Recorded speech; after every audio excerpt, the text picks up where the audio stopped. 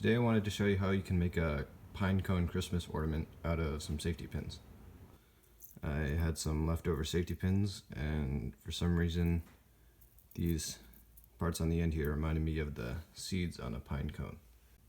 There's actually a little bit more to it than stringing a bunch of safety pins on a piece of string, so today I just wanted to walk you through that. You're going to start out with this jingle bell here at the bottom, and then you're going to want something to hold the first row of pins elevated from the jingle bell. Here I'm using a length of straw, but you can also use like a piece of macaroni or something like that. And that way the bottom of the first row of pins will be aligned with the jingle bell.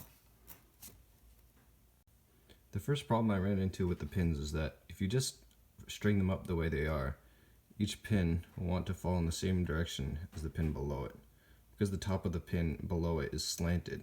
So the pin on top will also want to slant in that same direction. So what I actually ended up having to do is each and every one of these pins that you see here is bent at the top. So that way this part of the pin that strings onto the string will be flat and it won't affect the direction of the pin on top of it. The second problem I found was that one string of pins do not have enough pin density to cover the entirety of the pine cone. So what I actually had to end up doing is have 3 strings of pins in parallel in order to provide enough coverage. Those 3 strings are all tied up down here at the jingle bell, and they are all threaded through the same straw that keeps the first row of pins up. And then what you'll want to do is just cut off the slack here with a pair of scissors. One thing to note while bending the pins is that not all pins are the same. As you can see, the one on my right hand is actually a little thicker. This one is actually pretty easy to just bend with a pair of pliers.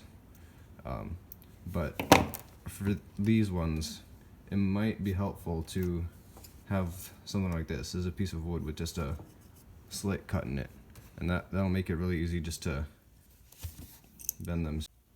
The last step is the most important, and that is the process of beautification instead of this ugly unevenness here. You'll want to spread out the pins as much as possible so that it looks nice. And when you're happy with it, you're just gonna tie a knot in the top here. If you wanted to be fancy, you could put some holly on top. This is just aluminum foil glued to paper. And that way you can kind of cover up these tops of the pins here. All in all, this thing is somewhat heavy, so you want to make sure that you hang it on some of the thicker branches of your tree. Yeah, that's about it. Hope you enjoy.